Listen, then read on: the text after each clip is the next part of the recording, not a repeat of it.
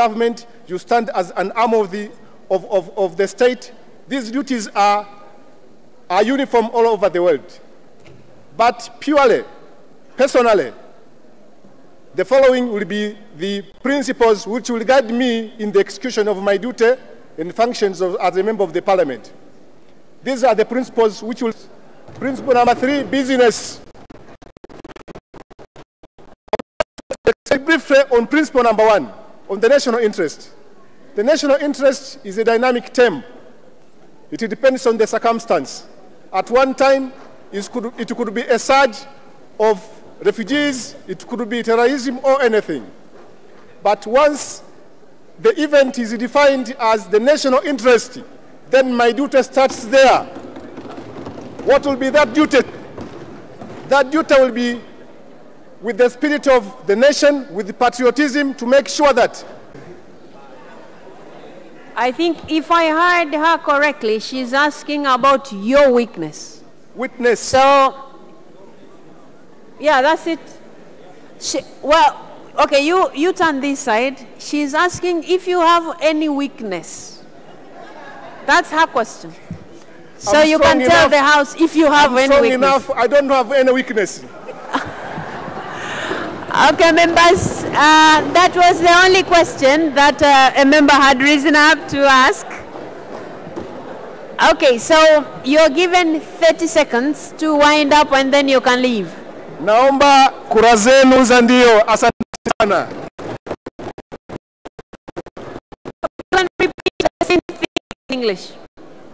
Please, may God bless you. Thank you so much. You may not leave. Thank you.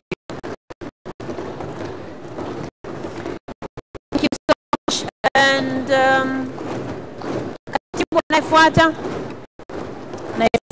Ndugu James Kinyasi Milia.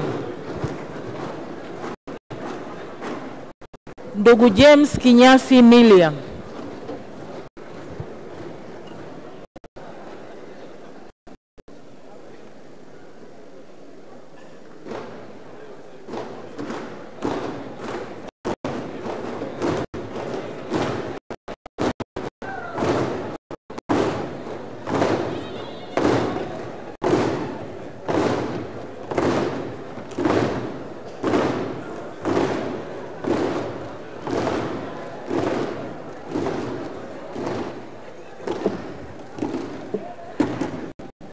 Mr. James Kinyasi Milia, you're welcome to the Parliament, and before you are the voters who you have to convince that you're capable and able to go represent the country at the East African Legislative Assembly. So you're given 3 minutes to convince the House, please. You have the floor. Mr. Speaker, Honorable Prime Minister, distinguished members of Parliament, good afternoon. My name is James Milia. I happen to be a lawyer, an advocate of the High Court of Tanzania. I happen to be a lawyer. Wait a second. When you're speaking, it's usually not easy to be started, but you have to try the mic and then address the House. Thank you. May I start? Honorable Speaker, Honorable Prime Minister, distinguished members of Parliament, good afternoon. My name is James Milia. I'm a lawyer by training. I hold a master's degree from the University of Pretoria and the American University in Cairo. Honorable Speaker, may I, at this juncture, thank God, thank the leadership of CCM, and thank all of you, because it's for you that I'm a candidate today. Honorable Speaker, I'm humbled to stand before you with immense humility that you are here for a task to elect members of Parliament to represent our country in the East African Legislative Assembly. I believe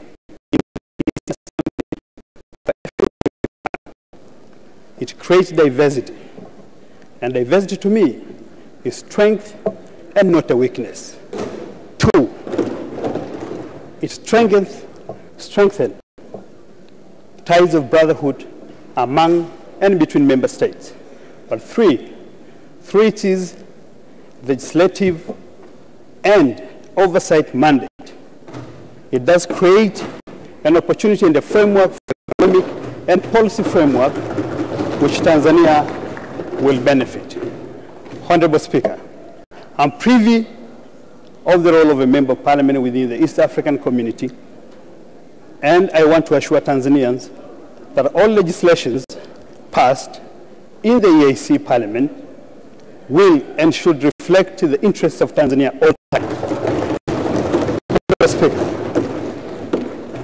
I want to assure Tanzanians through your parliament that all times I will stand up for Tanzania, even if the sky was to fall. Honorable Speaker, I qualify for this position. 1, because I'm a lawyer, I'm patriot, and also I got a training through this parliament for years to legislate. Thank you so much, Mr. Milia. The members of parliament have heard you. And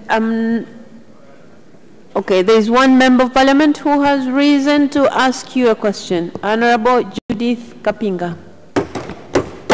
Thank you, Honorable Speaker. One amongst our interests as a country is to promote Swahili language to be spoken in regional blocks, including East African Community and Southern Africa Development Community and beyond. How are you going to further this interest? Excuse me, Honorable Speaker, I've not heard it well. Can she repeat it again? I'm sorry. One amongst... Honorable Judith Kapinga, may you repeat yourself, please? Yes, Madam Speaker. One amongst our interests as a country is to promote Swahili language to be used in regional blocks such as East Africa Community and Southern Africa Development Community. So how are you going to further such interests? You have heard, Yana? Honorable Speaker. Wait a second. Have you heard the question? Yes, yes. All right, please go ahead. Honorable Speaker, I thank you for the question. It's a great question, but one has to understand that what I'm going to the East African Legislative Assembly, not really to represent my own personal views. If my country and the Foreign Affairs Ministry agrees that this is what you're going to present to other nations, if they say it's Swahili today, Swahili tomorrow, I'm good to go. And I will stand of a member of parliament from Tanzania.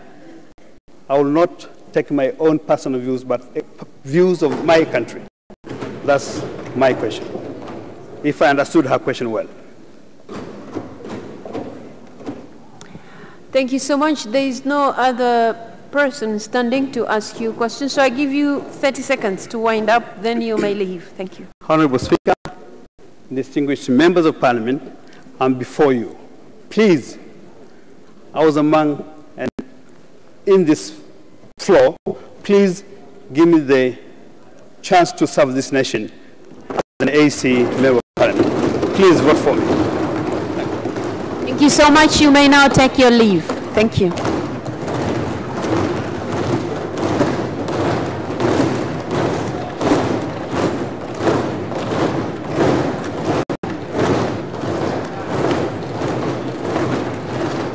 Katibu anayefuata. Anayefuata ni Dr. Ngwaru Magembe.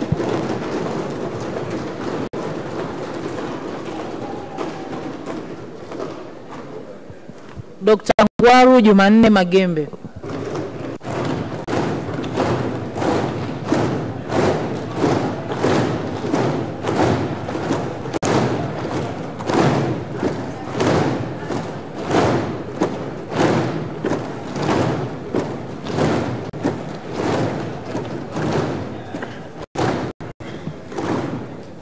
Dr. Ngwaru Jumanne Magembe, you're welcome to this August House, which is going to vote for you. And before you are members who are ready to hear from you so that you convince them why you are, why they should vote for you. So you're given 3 minutes to convince the House. You have the floor. Thank you, Right Honorable Speaker. Right Honorable Speaker, Honorable Prime Minister, and honorable members, my name is, good afternoon. My name is Dr. Ngwaru Magembe. I am a member of the East African Legislative Assembly who is completing his first term, which will end in December. Right Honorable Speaker, honorable members, it has been an honor and a privilege beyond any words can possibly convey to represent my country in the East African Legislative Assembly. And I would like to start, Right Honorable Speaker, by thanking this august House from the bottom of my heart, for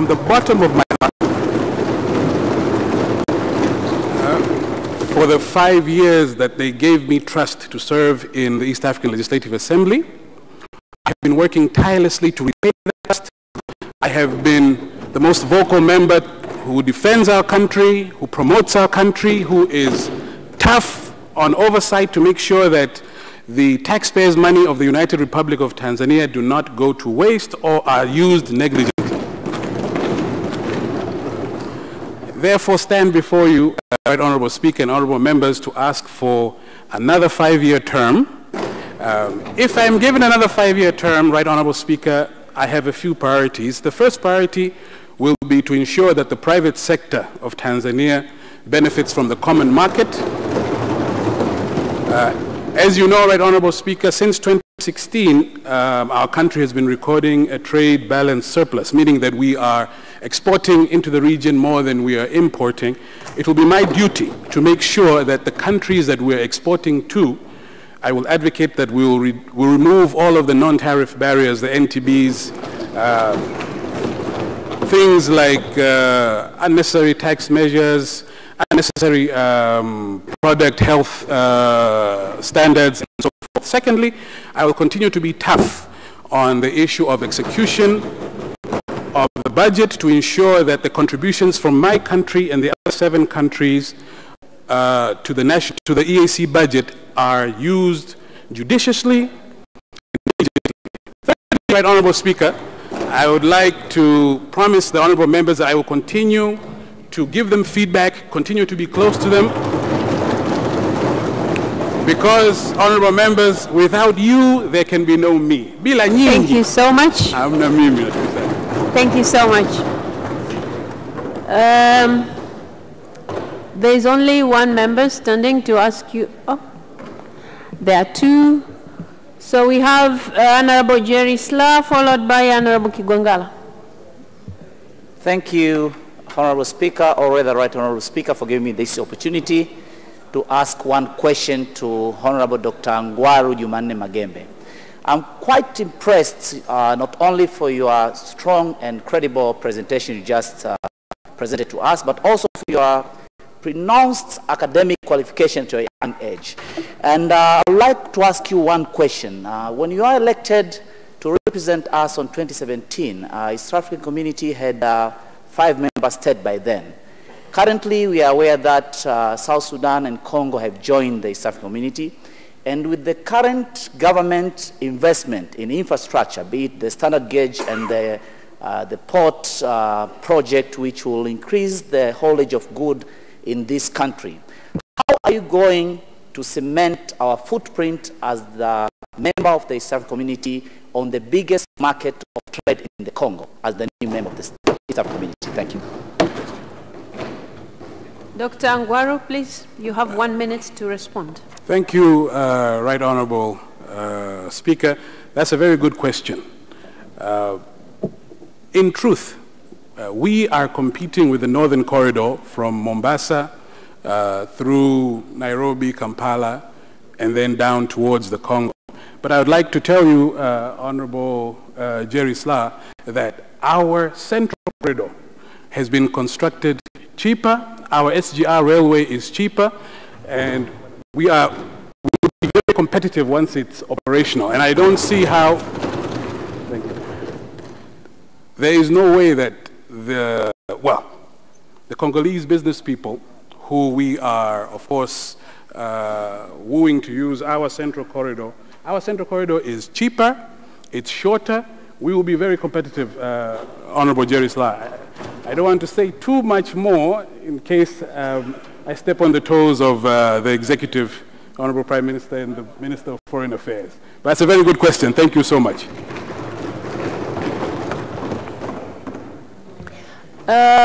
Honorable Dr. Kigwangala. Oh, sorry, I also forgot, because the candidate has only 1 minute to respond, so you have to try and be brief to your questions. Please.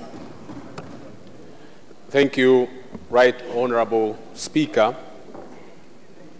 I would like to ask one question to the contestant, Dr.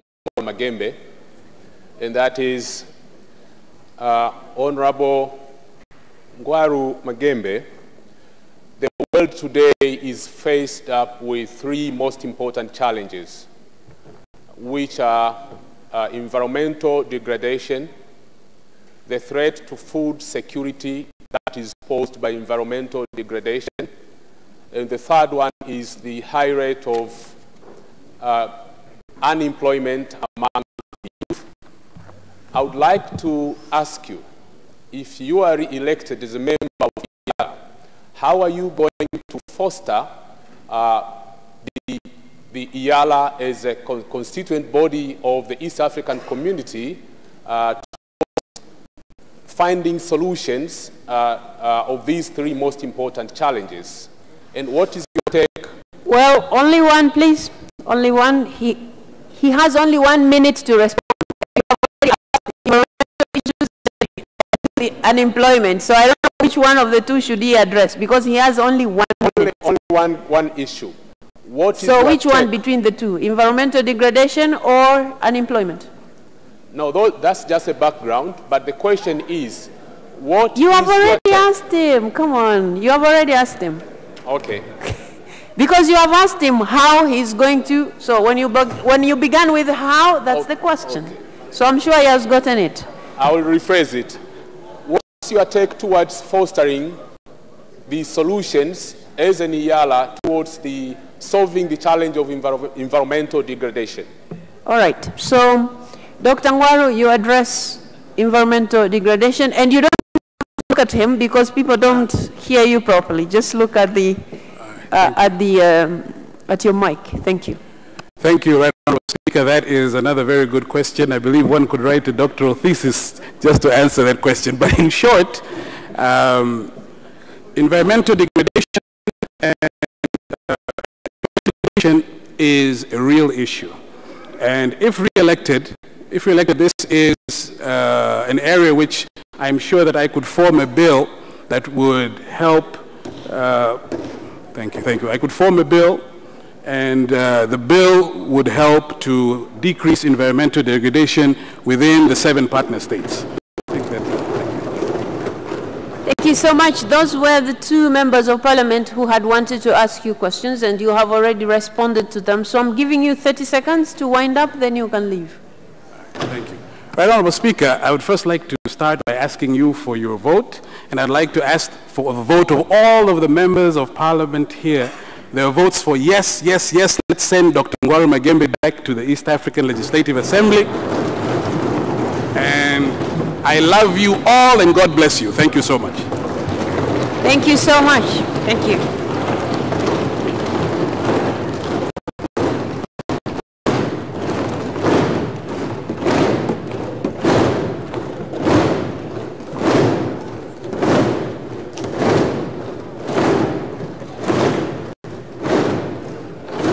So, members, we oh, sorry. Waheshimiwa wabunge. Waheshimiwa wabunge, kwa kutumia kanuni ya 34 na fasili ndogo zinazofuata hapo, tutaendelea na hii shughuli mpaka tumalize. Kwa hivyo katibu, endelea kuita waliosalia. Anayefuata? Anayefuata ni ndugu Adui Saif Kondo.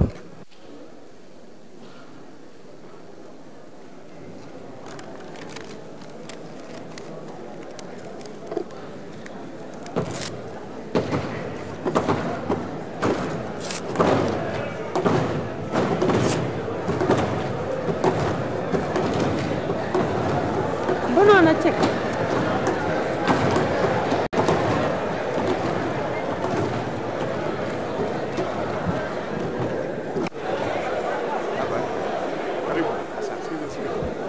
Members, before you is Adui Saif Kondo. Mr. Adui Saif Kondo, these are the members of parliament who are going to vote for you if they are convinced that you're capable of representing the country, meaning Tanzania, to the East Africa Legislative Assembly. So you are given 3 minutes to explain about, yourself, and so convince the members to vote for you. So you have the floor. 3 minutes. Thank you, Honorable Speaker of this Parliament of the United Republic of Tanzania, Honorable Tulia Ackson, Deputy Speaker, the Prime Minister, distinguished ministers, members of Parliament, ladies and gentlemen. Greetings to you all. My name is Adui Saif Kondo.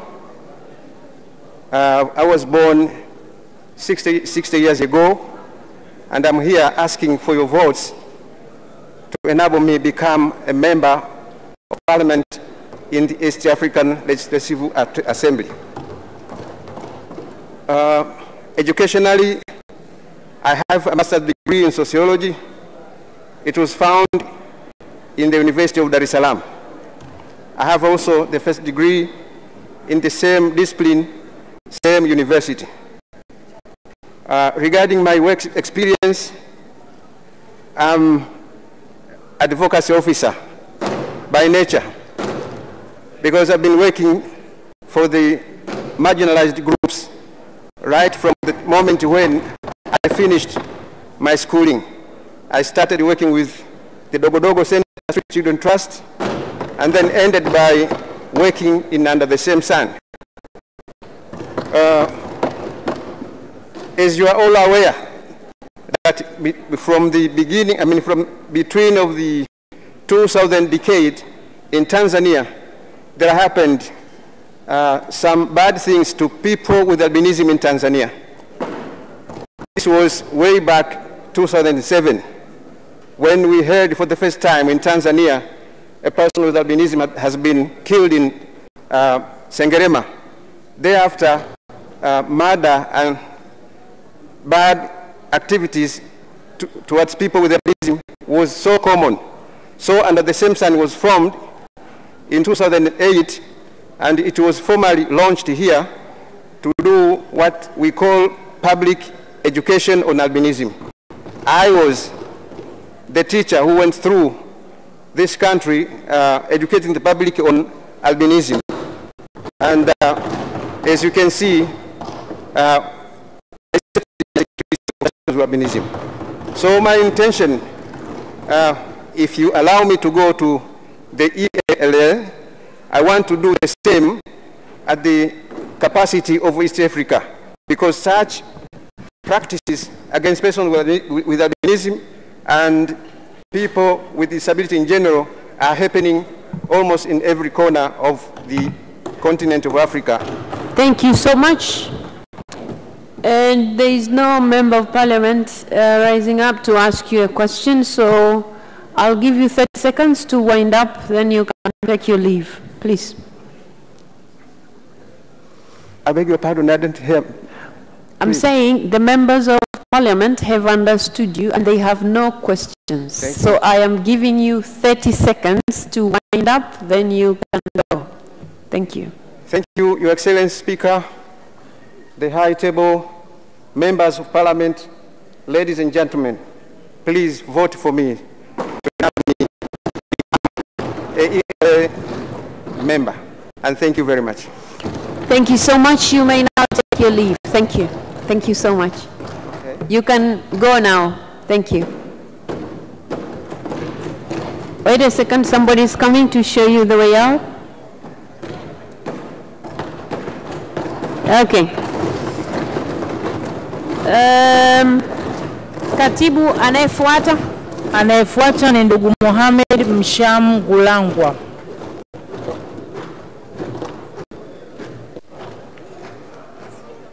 Ndugu Mohamed Msham Gulangwa.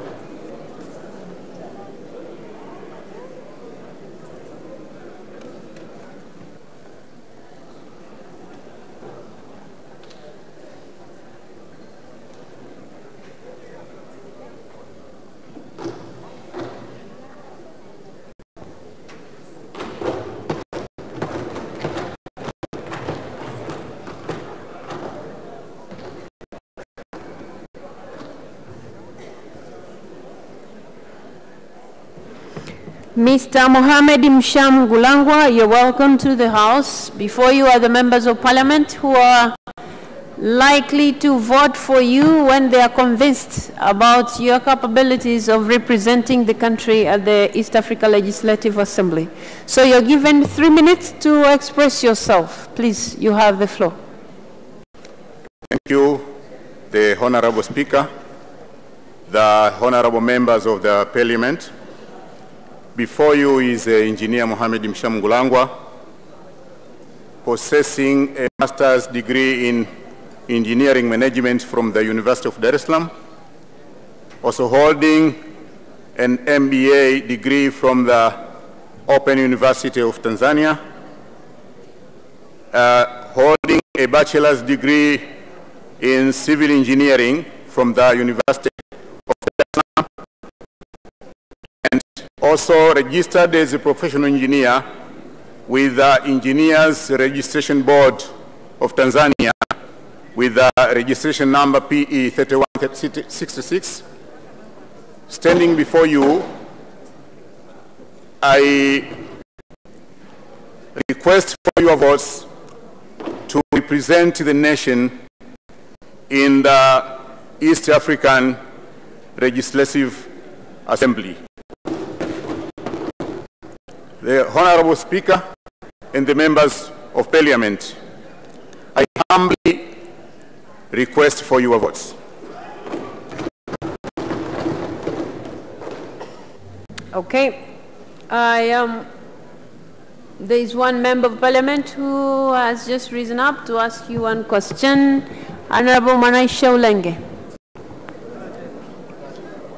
Assume now you are the member of WIALA. What is your two main economic development, considering of the geographical resources that Tanzania have?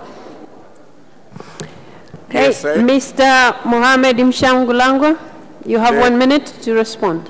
The Honorable Speaker, the members of Parliament, being a representative of the nation in the Assembly, I'll be led by the instructions from the nation because I'll be representing the same. So what I'll be doing there, I have passed through the core values of the EAC, and I know that team spirit, accountability, transparency, and the professionalism will be leading me. So as a representative, I'll be obtaining the instructions and the directions from the nation.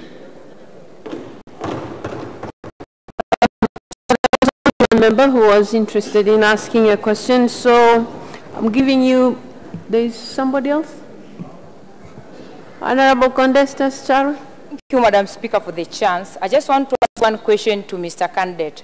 As we know, for now, Congo DRC have joined to East African community, and one of the among the national interest is to make sure we reach the Congo market.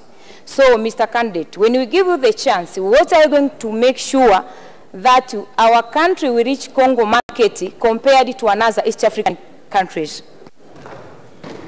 As I responded to the first question. Wait a second. Mr. Ngulangwa, you have to be called first before you speak, before you address the House. So now you have the floor. You have the floor. Yeah, the Honorable Speaker, the Honorable members of the Parliament, as I said before when I was introducing have the MBA from the Open University of Tanzania, and I also have the other capacities as explained earlier. Being a representative, it doesn't mean that I'm representing my party there, but I'll be representing the nation. So I'll be doing what the nation will be is directing me, and also the nation will be expecting from me. Thank you so much. Those were the questions from members of parliament. And so now I give you 30 seconds to wind up, and then you can take your leave. The Honorable Speaker, the late President of Tanzania, Mr. Magufuli, used to say that maendeleo hayana chama. I stand before you to request for the votes because it is a competence that is required in the community. Kindly vote for me. Thank you so much. You may now take your leave. Thank you.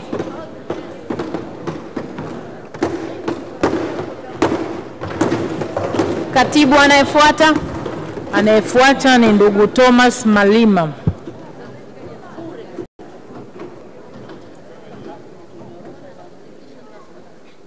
Ndugu Thomas Malima.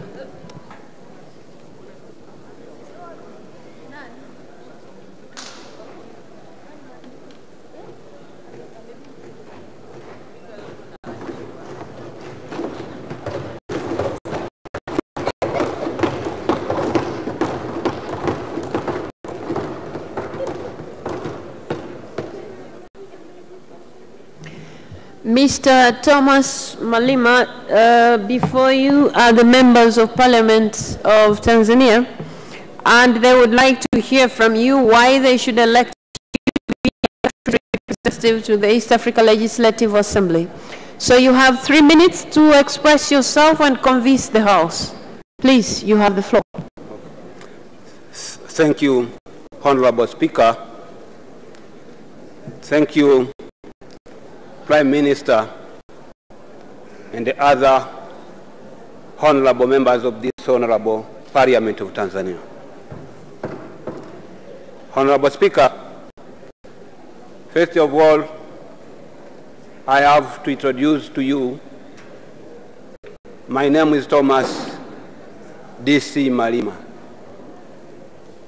I'm a graduate of Bachelor of Arts with Education from the University of Dar es Salaam. And through that education, I'm also a head of school at Kigoma. Here, I'm here just to vie for the post of representing our nation to the East African Legislative Assembly due to the fact that, first of all, I'm a Tanzanian. I have the right to contest for this, and also I'm capable to contest for this and to represent the nation at the Assembly. I know the function of this Assembly is just to discuss various agendas and motions which are tabled in the Legislative Assembly. Also, the Assembly is responsible to discuss and approve the budget of all organs of the East African community. And so, therefore, as a member of the East African Legislative Assembly, if you will elect me to be a member, first of all, I will coordinate and communicate together with other elected members from Tanzania to take the national interest to the Legislative Assembly. Here, we need a person who is loyal to the nation, a person who is cooperative to the government, a person who knows the resources of the nation and how to protect them.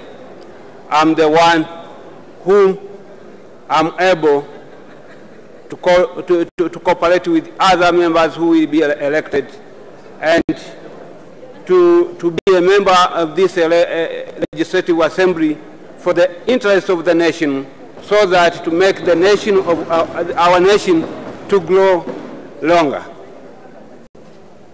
Also, as a member of this legislative assembly, I will make sure that I will take directives from the ministry responsible for East African community affairs in order to make sure that when we are discussing issues in the parliament, we will discuss according to the national privileges and the priorities. Thank you so much. I see no member interested in asking any question. Oh, there's one. Yeah, there's only one. Honorable Alim Chungahela. Thank you, Mr. Honorable Speaker. This region has been one of the region has been one among the dumping place of the market. What are the strategies? There was a noise. I did not understand why. Members of Parliament, is saying he didn't hear you, Mr. Honorable Alim Chungaila. Can you repeat yourself, please? Yeah, what I say is this region is among the dumping place of the foreign market. What is your strategy to alleviate the problem of dumping in this region of East Africa community? Okay. Honorable members, I will rule that out as a question to a candidate, and I see no other member of Parliament raising up to ask a question. So I give you 30 seconds to wind up, and then you may take your leave. Thank you, Madam Speaker. As I've introduced to you, I'm vying for this because I know there are some issues which we are going to discuss, not for my own views, but the national views to the community. Even the issue of markets, together with other elected members, with the government of Tanzania, will make the strategy to make sure that this will be our strategy to the East African Legislative Assembly. So through that strategy, we'll make sure that our nation benefits from the community, and also the East African community benefits, and will prohibit thank you so much. The dumping commodities from other countries, not from Thank you so much, Mr. Malima. East Africa. Thank you. Thank you so much. You may now, thank you so much. You may now take your leave. Thank you. Thank you.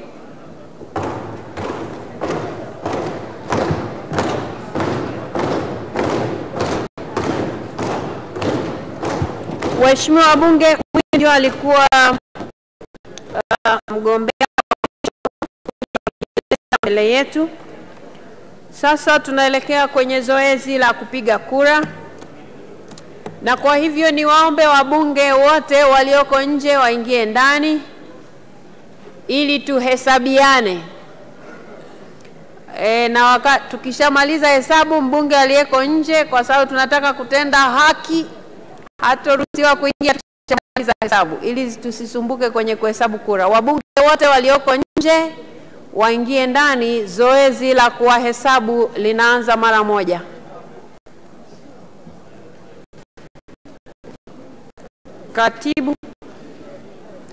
Katibu, na tunahitaji kujua ni wangapi, lakini wakati tunaendelea na hilo, waheshimiwa wabunge, tuwe watulivu kidogo wakati tunaendelea kuwasubiri wenzetu walio nje na waona wanaendelea kuingia, ili tupate hesabu kamili kabla tujaanza kupiga kura.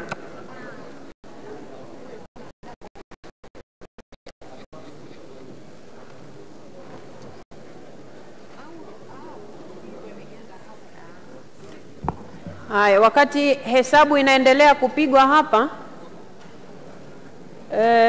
Katibu na timu yake waendelee kujiandaa kwa sababu zoezi la kupiga kura linapoanza karatasi zitagawiwa.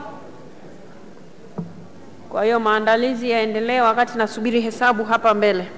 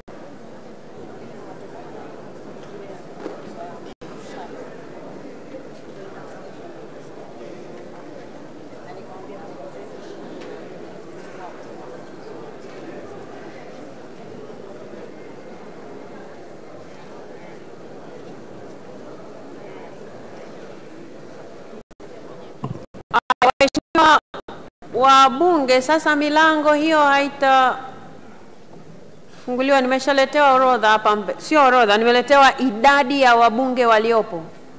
Kwa hiyo wasaidizi, milango iko mitatu ya kutoka na kuingia hapa ndani. Mjipange vizuri ili kama mtu yuko nje, maana niletewe kwanza taarifa hapa ndo aingie humu ndani ili tusije tukapata changamoto kwenye kuhesabu kura. Wasaidizi mjipange kabisa milangoni. Asanteni sana. Waheshimiwa wabunge, idadi ya wabunge tuliopo tayari kwa ajili ya kupiga kura ni 300. Wabunge tumehesabiwa na tuko 300. Kwa hiyo zoezi la kupiga kura litaanza sasa. Katibu na timu yako tunahitaji sasa makaratasi yaanze kugawiwa. Tuko wabunge 300. Kama kuna mbunge anaongezeka asiingie kabla sijapewa taarifa hapa mbele.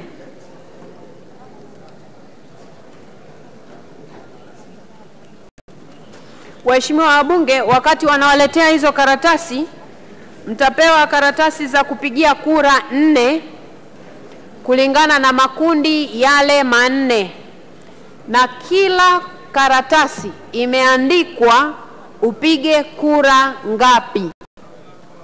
Kundi la kwanza unapiga kura 3 kati ya majina 6 na mtayaona hapo.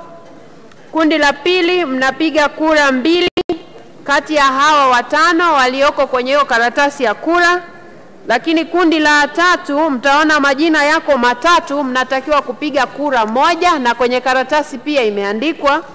Na pia kwenye kundi la 4 mnatakiwa kupiga kura 3 kati ya wagombea 6 waliopo. Na niwakumbushe, kwenye sehemu ya kupiga kura 3 ukipiga 4 kura imeharibika. Nadhani hilo limeeleweka. Na kwenye kura 1 ukipiga 2 imeharibika. Kwenye kura mbili ukipiga 3 imeharibika, vivyo hivyo na nyingine zote.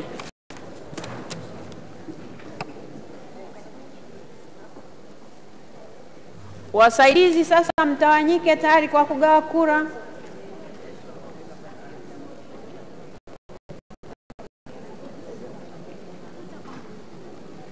Sasa ngoja tuelewane. Nyinyi mlioshika karatasi mmeshika za kundi moja moja? Mmeshika karatasi za kundi moja moja au makundi yote? Kundi moja moja. Wewe umeshika makundi mangapi? Kundi moja. Kundi A. Yule kule nyuma. Sawa. Kama hivyo ndivyo katibu. Ngoja, njoo. Kama ndivyo, kama mnagawa moja moja, nendeni kwa pamoja. Kama mnagawa moja moja, nendeni kwa pamoja ili mnampa huyu 4 mpaka tutakaposema nani hajapata, tutajua hajapata karatasi ipi, kwa sababu la sivyo tutachanganya mambo.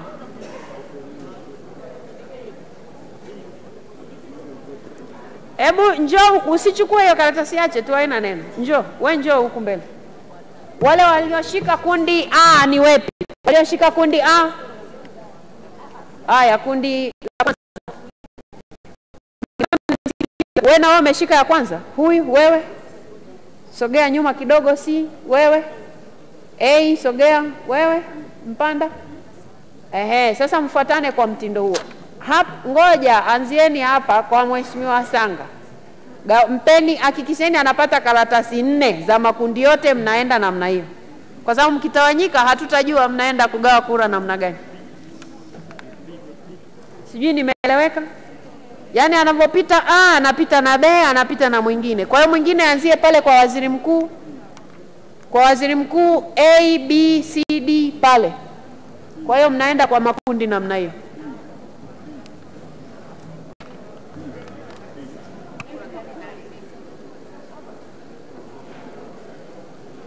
Haya, Mheshimiwa Sanga una karatasi ngapi? 4. Profesa, hapa ameongozana na profesa. Daktari 4. Haya, sawa. Mheshimiwa Spika.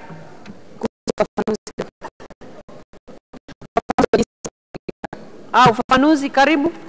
Mheshimiwa Spika, ulikuwa unatangaza ufafanuzi wa kupiga kura. Nitaka kufahamu. Katika ballot paper imeonyesha kwamba kuna sehemu unapiga watu 3. Umesema ukipiga watu 4 kura imeharibika. Je, katika 3 nikiamua kumpigia mmoja?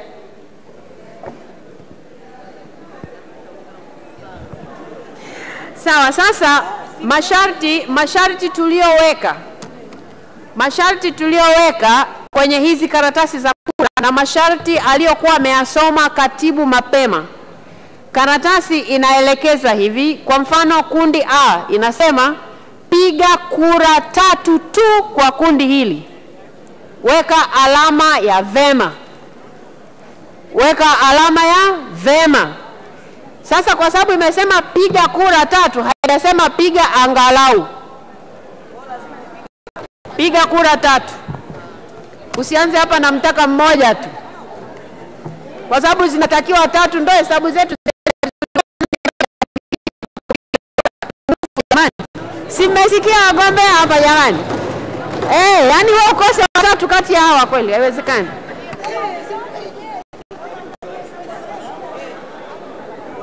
Haya, waheshimiwa Bunge, zoezi la kugawa makaratasi limeshaanza.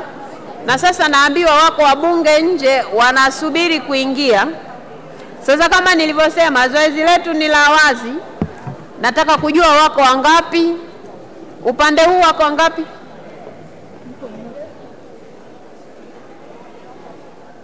Mheshimiwa, ngoja. Mheshimiwa Mariam Kisangi, na kuona unaingia. Ulikuwa umeshahesabiwa au hapana? Kwa sababu wewe msaidizi hapo mlangoni ndio unataka kunichanganya. Lazima nipewe taarifa. Au ametoka upande huu anahamia huko? Asante sana mheshimiwa. Shukrani.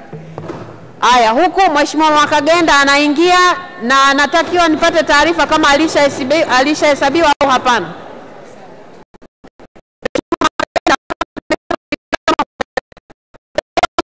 Ile 300 inakuwa 301. Tumeshasikilizana Mbunge mmoja ameongezeka. Mheshimiwa Kamwele, naona umesimama. Sema na kisemeo. Mheshimiwa Spika, wakati wajumbe wanahesabiwa nilikuwa nje. Mheshimiwa, umepita mlango upi?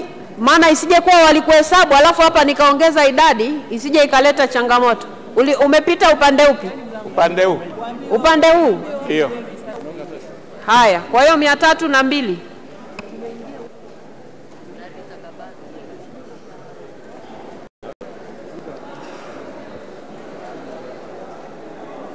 Taarifa, Mheshimiwa Spika. Mheshimiwa Bunge asiingie, hata nyinyi wasaidizi huko milangoni, asiingie mtu kabla sijaambiwa. Taarifa, Mheshimiwa Spika. Mheshimiwa Joseph Mwagama. Mlango mkubwa kuna Mheshimiwa Zaituni Swai alikuwa hajahesabiwa. Mheshimiwa Zaituni Swai, tunakuwa na 303. Mheshimiwa Zaituni Swai. Kwa hiyo hapo wanakuwa wameongezeka wabunge 3 zaidi. Kwa hiyo 303 jumla. Waheshimiwa wabunge, narejea tena kwa sababu la sivyo mtakuwa hampigi kura na ni haki yenu ya msingi. Kama hukuwepo wakati wa kuhesabiwa, wasaidizi wa milangoni mnaniangusha. Asiingie mtu bungeni kabla sijapewa taarifa. Haya, wabunge ambao walikuwa hawajahesabiwa. Naona Mheshimiwa Rita Kabati umesimama. Umepita mlango upi? Msaidizi hapo mlangoni, unahitaji msaidizi mwenzio aongezeke, maana unaingiza watu wengi sana na huniambii. Haya, namuona Mheshimiwa Catherine Magige, Mheshimiwa Rita Kabati, Mheshimiwa Bona Kalua, Mheshimiwa Mary Masanja. Hao ni wabunge 4 wameongezeka. Kwa hiyo tunakuwa na 307. Msaidizi uliyeko upande huu, mbunge asiingie kabla sijapewa taarifa. Nadhani hilo limeeleweka.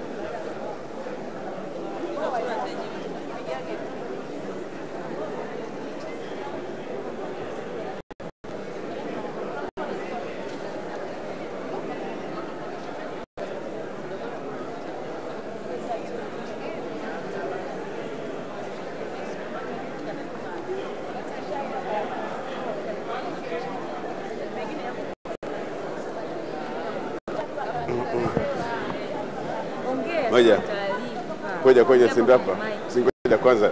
Ongea kwenye mic. Mheshimiwa Spika, taarifa. Mheshimiwa Spika. Mheshimiwa Charles Kajegi. Mheshimiwa Spika, mimi sina okay kama na mimi nimehesabiwa.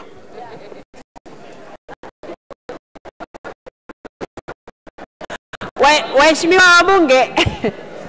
Waheshimiwa wabunge, sasa ili zoezi naona linakuwa gumu kama mtu anasema hajui ama anajua. Hakuna neno, tusiwe na wasiwasi. Hapa na idadi ya 307, lakini nimeshaagiza wasaidizi wahesabu tena sasa hivi.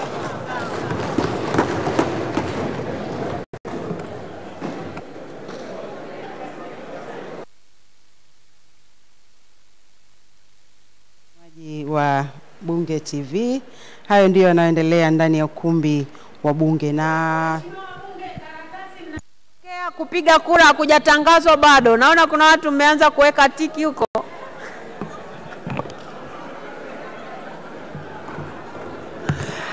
Subirini wote tupate karatasi, kwa sababu kama zitakuwa karatasi zimepelea, zoezi litakuwa litatusumbua kidogo. Kwa subirini kidogo.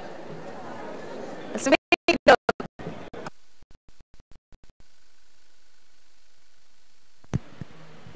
Wakati zoezi la ugawaji karatasi, ambapo hadi sasa idadi inaonyesha wabunge walioko ndani ya ukumbi wa bunge ni wabunge 307, na wakati huo zoezi la kuhesabu wabunge walioko ndani likiendelea.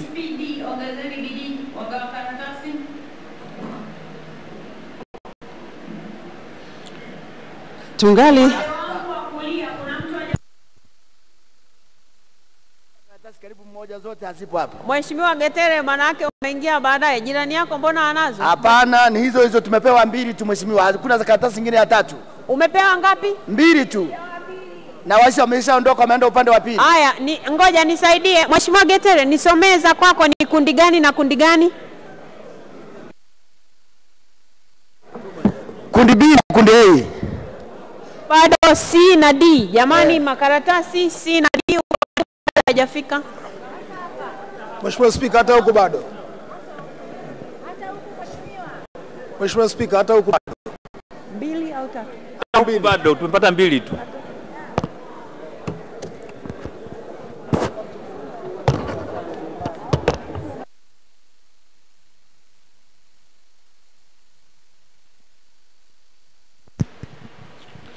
tunaendelea kuangalia, kuyatazama.